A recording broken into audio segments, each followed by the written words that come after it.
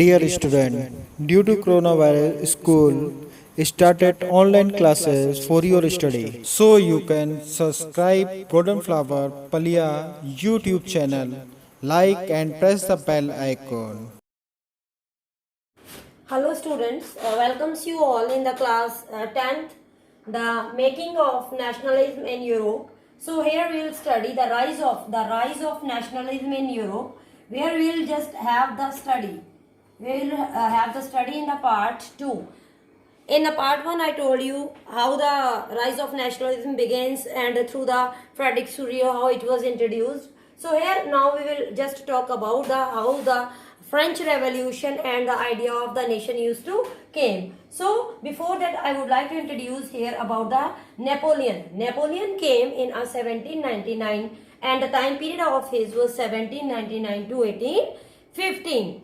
So in this time period, Napoleon just introduced so many things towards the country and towards the different states, because he want to show his supreme of power, and supreme of power somewhere Napoleon what the things was introduced, that was the positive also and that were the negative also. So what were the positive and the negative things were there? So first of all we will have the discussion about the positive things.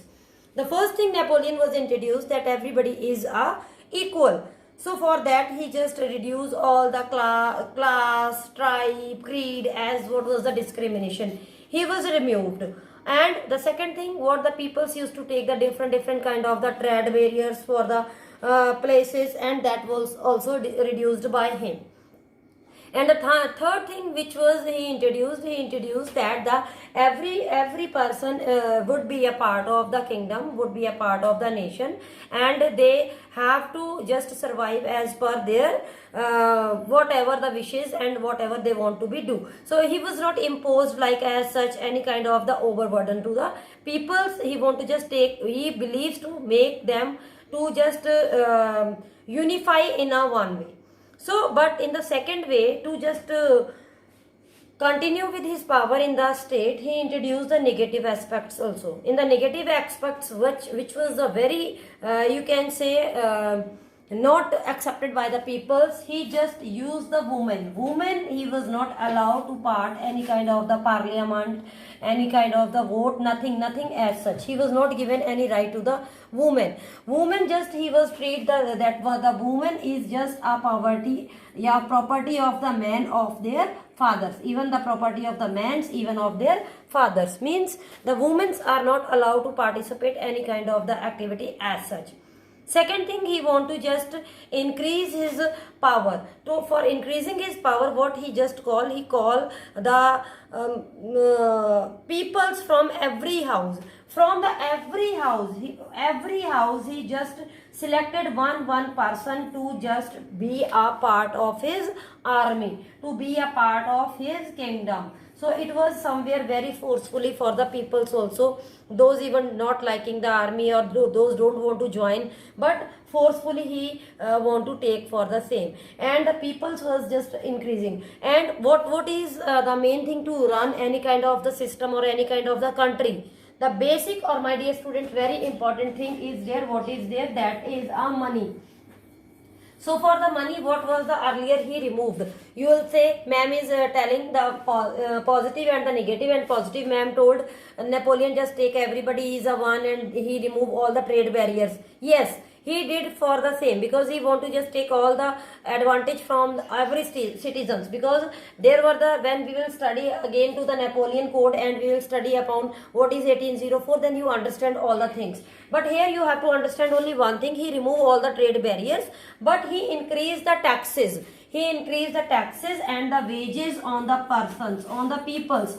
And when he will increase the taxes and wages, so automatically the money will increase of his country, of his kingdom. And when the money will be there, army will be there, and he just remove the woman's interference in his kingdom, so he will just become a powerful person, or he will become a powerful monarch. So in the same thing he had, and he implies or he imposed on the persons. Now second thing, after the Napoleon, when He was just became as a monarch in his kingdom in the Europe, and he just put all his power.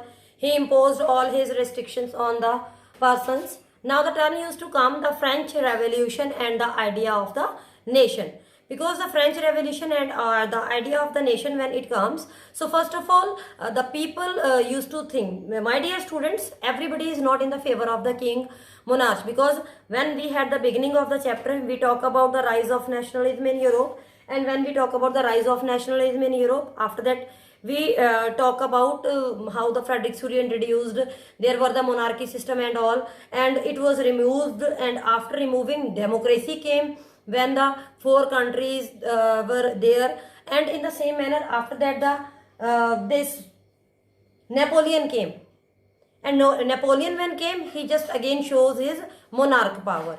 So after the monarch power, people's every country somewhere not in the favor of the monarchy system, and his own supreme of power. So few countries just imposed or just you can say denied whatever he was imposing on them. So for that, basically the four countries were there, and among them they had their idea. When we talk about the Lombre, Sicily, Prussia, Brussels, Poland, England, Ireland, Hungary, these all were the countries. These countries totally just came because France and the Germany following German. So the German, there were the two countries, that was the Austria kingdom of the two Sicilies and the Lombardy.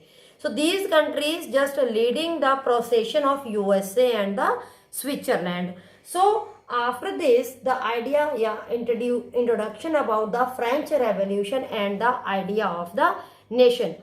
How the French Revolution and idea of the nation used to came. Because the first point, very important point is here, the growth of the nationalism in France. The nationalism, when we talk about the meaning of the nationalism. Nationalism meaning is there when everybody want to show his devotion or their identification towards the country, and they want to introduce the nationalism in the country, so that peoples must know the importance of their country, the values or what the aspects were there. Second thing is their introduction of the various measures, establishment, republic, creations, new assembly. Because in that time period the peoples were had their different kind of marks, identification symbols were their own. So these all countries thought that every country will have their own identification, own symbol, own currency, everything was there. Then we are talking about the rise of middle class, because when any country used to go through by any problem, or used to go through by any kind of the big huge, you can say, a problem surrounding towards there, so the middle class is the one class, that class used to suffer in all the aspects. Because in the middle class you can talk about the teacher, doctor, engineer, pilots, everyone used to come in the middle class. And the middle class is the one, you can say, just that kind of the class that understood all the positive or negative aspects from the higher or the lower aspects. So in the same way, the great role was there, the middle class, that they can just show the awareness towards the peoples. Then the industrialization in England and emerged the working class and the liberalism. Because liberalism, those peoples were slave, and those peoples were there even working, and they were not getting the proper wages and all. So that thing is there. Now the new conservation after the 1815, because the time period of the Napoleon was till 1799 to 1815. So after 1799 to 1815, there we had the discussion about, or we can have the things, how the preservation of the traditional institutions, because every class, every community, every religion had their own custom unions, own their traditions. Now after defeat the Napoleon, the European government follows the spirit of the conservatism. Conservatism is a regime. Conservatism is a regime were the autocratic revolutionaries at that fought liberty, freedom, and for this who came in that example was where very important example in this I will introduce, that was a Mazzini. The Mazzini was there who just, you can say, the Mazzini was the person who just introduced all the things, and that was the things was there as the, you can say, a young Italy. Young Italy, he introduced all the things through his own way, and he told in that time period young Italy, the young Italy was introduced as the young Europe also. So after this, Mazzini, when he was introduced, the young Italy, Mazzini, Giuseppe Mazzini introduced a young Italy, and for this he played a very important role, because he formed a society, and whatever society formed by him, or that was the secret society, and that secret society was known as a young Italy.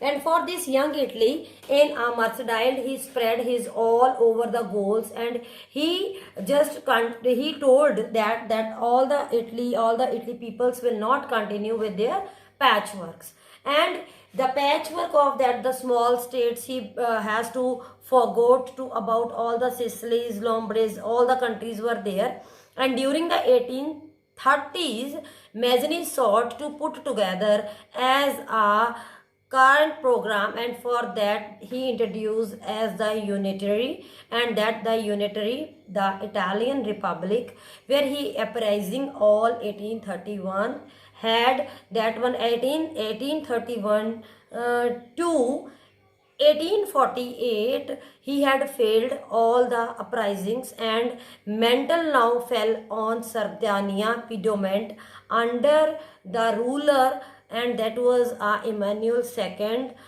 to unify the Italy.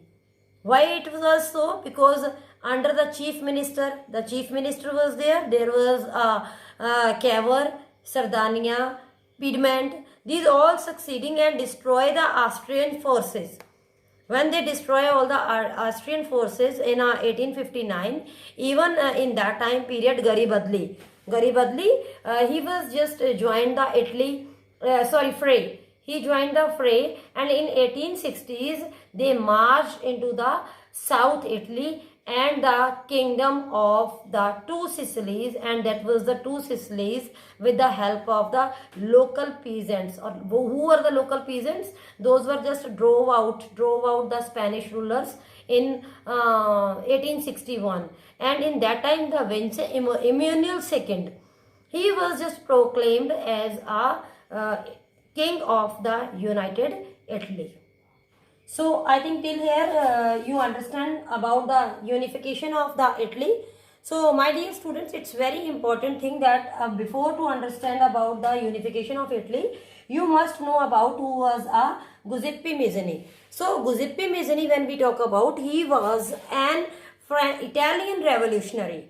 Giuseppe Mazzini was an Italian revolutionary, and Giuseppe Mazzini played an important role to promoting the idea of unification Italian states. He was sent to an exile at the age of 24. In which age he has to used to send at the exile of? That was the age of his, that was the 24 in 1831. In the age of 24 in year, that was the year 1831, for attempting a revolution in the Liguria. And he came to France in 1830 and founded two aimed infusing the spirit of all the fraternity among the Italians. And after that, their members were from the Poland, France, Italy, and the German states. Then Mazzini roamed in England and France, but continue with writing articles, addressing and influencing his countrymen. Mazzini led the foundation of Italy's unification and included the thoughts of the patriotism among Italians, duty about their sacrifices. Who was Mazzini? Mazzini was basically, he was a poet and a idealistic thinker and a pioneer of revolution. So the Mazzini was a person who just he roamed all England and France. He came to know about all the things, all the aspects. And in which age he used to send? He was sent in about age of 24. Which year? That was the 1831. So my dear students, this is for part 2 about your the first chapter, and you go through by all the notes and all the explanation. Thank you. Do self study at home and stay home, save lives. Thank you very much.